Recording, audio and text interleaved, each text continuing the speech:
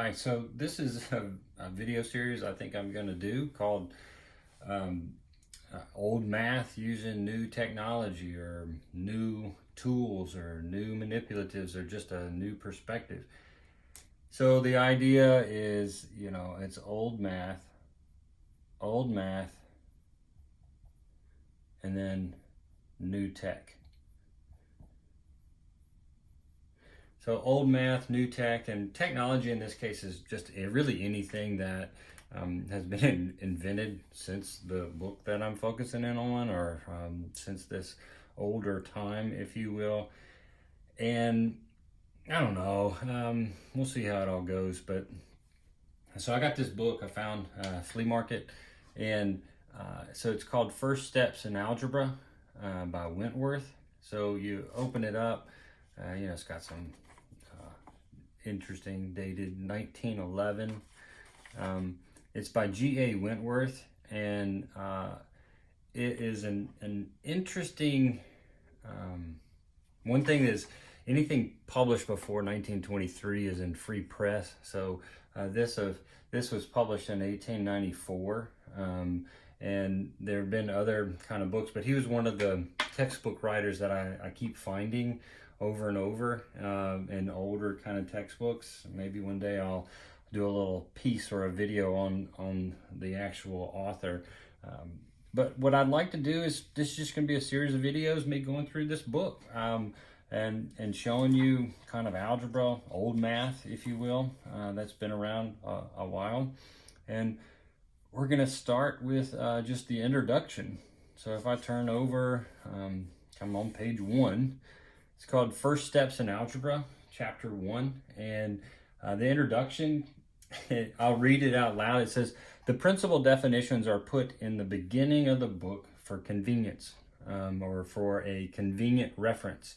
They're not to be committed to memory. They're not to be committed to memory. That's an interesting piece. It is a good plan to have definitions and explanations read aloud in class and to encourage pupils, that would be you watching, students of any sort, to make comments upon them and ask questions about them.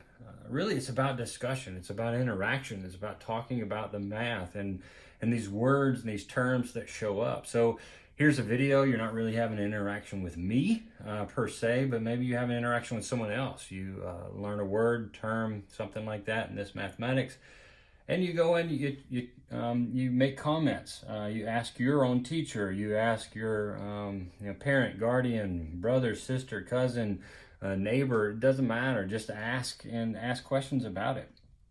So we'll start off. Number 1, algebra. Algebra, it says, like arithmetic, it treats of numbers.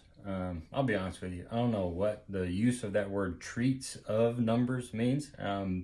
But it's more like, it's like arithmetic. It's the use of numbers, and a lot of people joke and say algebra is when those letters come in, and we will see that. We'll see letters or variables that pop up. But anyway, their definition here, Wentworth's definition, is algebra, like arithmetic, treats of numbers. Units. So in counting separate objects or in measuring magnitudes, the standards by which we count or measure are called, they're called units. So I like this idea of the standards. So we have standards. If we don't have standards, then I'll be talking about some element of mathematics. You will be talking about mathematics, elements of mathematics, what we understand it to be. But if we don't have standards in there of communicating the same thing, then we're going to be talking about the same thing but not know what each other are talking about. And those are really, in mathematics, you get into this idea of standards. And units are ways of standardizing that. And this goes into explain, thus in counting the boys in a school, the unit is a boy as opposed to a girl. In selling eggs by the dozen, the unit is a dozen eggs as opposed to, a pair of eggs or a single egg. It's a dozen eggs. So whenever we talk about it, we'll say a dozen eggs. The selling bricks by the thousand, or the unit would be 1,000 bricks. In measuring short distances, the unit is, say, an inch. So you have some type of ruler, way of measuring inches. This ruler, of course, it measures inches, but we can also measure by, say, the ½ inch, that mark that's right between it, or the ¼ inch, or the 1/8 of an inch, or the 1/16 of an inch.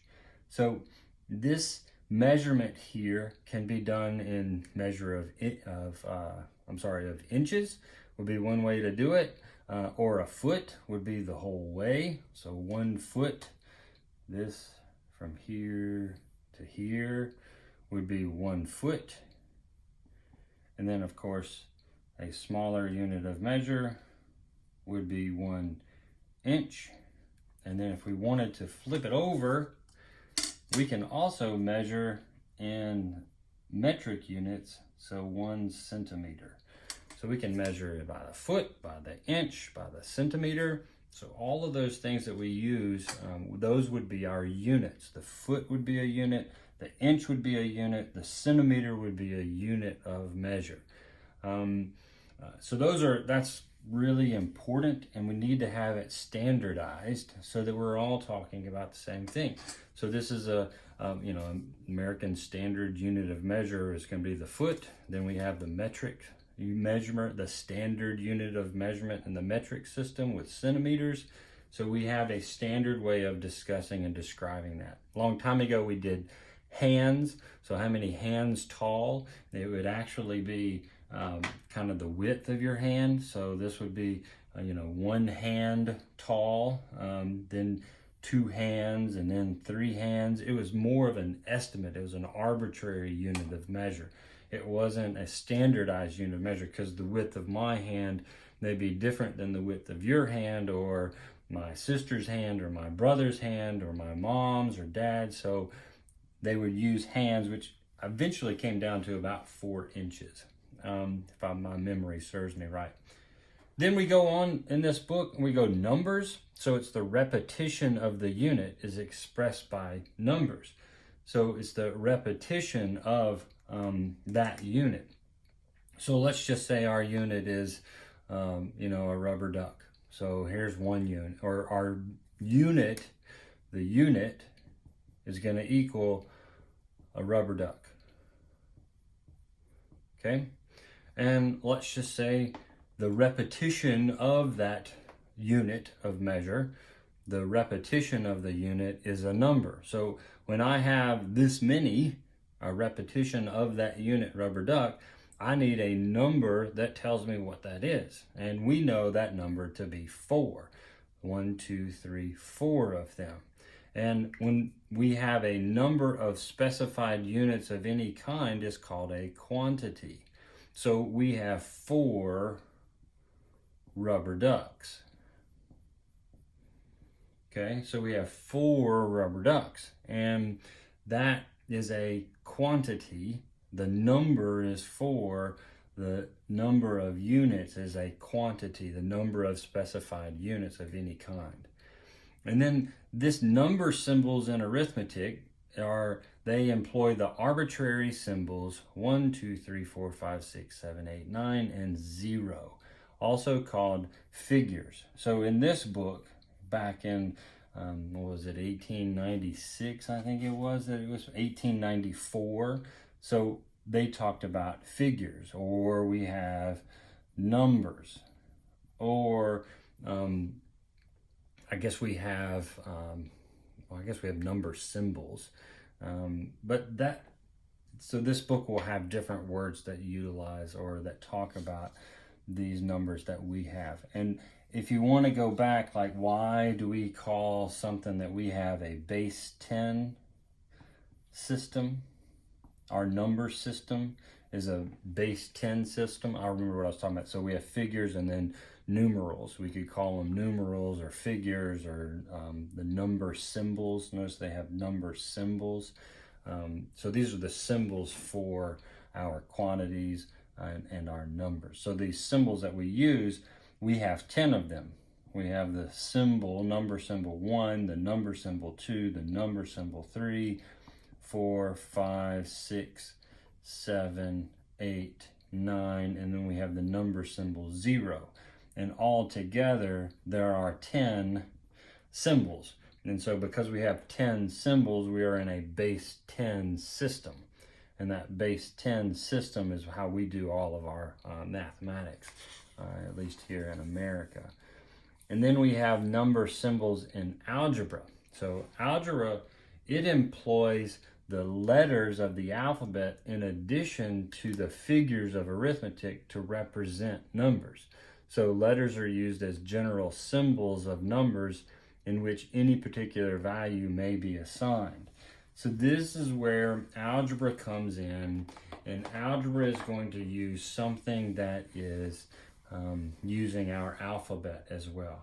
So we have, typically you have an X, which is a symbol of some unknown, so an unknown quantity.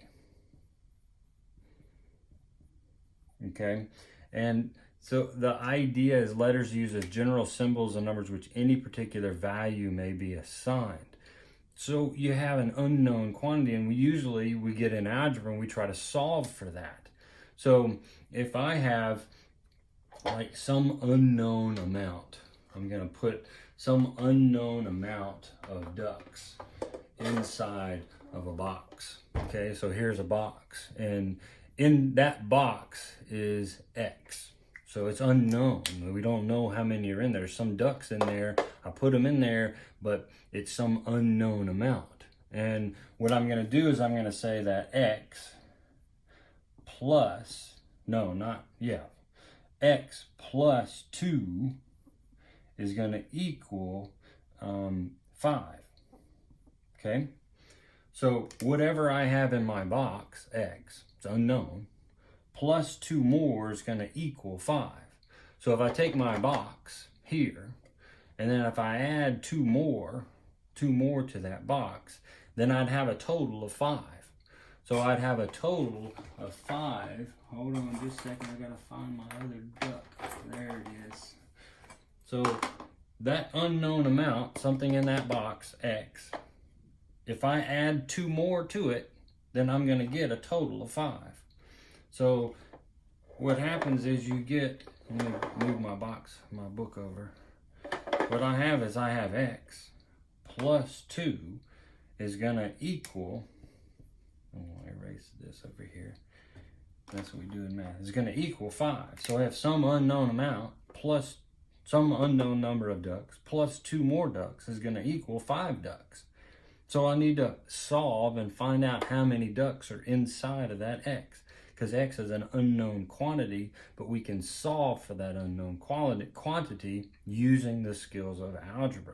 So if some unknown plus 2 more gives me 5. A couple ways you can look at it. Well, if I had my 2 right here, if I had my 2 modeled over here on my right side that I have on the left side, then what's left over are going to be 3.